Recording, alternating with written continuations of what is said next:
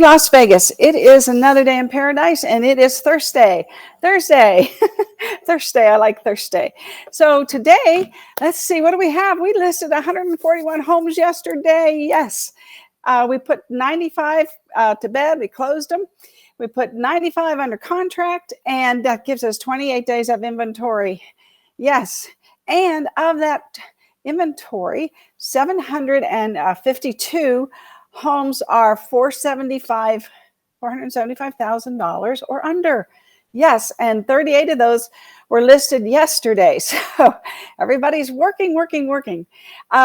We have sold 1,257 homes so far this month. Oh, there's a fly in front of me. How did that happen? I didn't think there was flies in Vegas. Anyway, that's 114 so far every day, and which is a wonderful thing.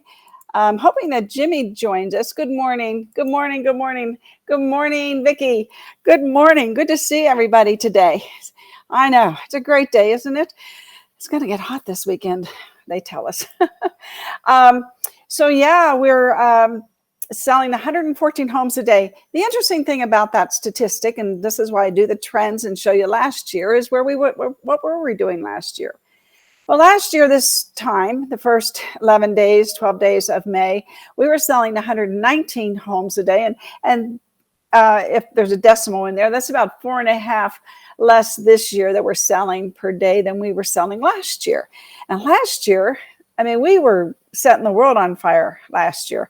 That was a record year, 50,808 homes we sold. So, and that was ended up by the end of the year being 139 homes a day. So this year so far, our average is 124. So what I do to get the days of inventory is I take that 124, because that's the year-to-date number, and I divide that into the 3,555 total available properties, homes, and that's how I get the 28 days of inventory. And it's almost 29, but I thought, okay, we'll be conservative. We'll keep it at 28.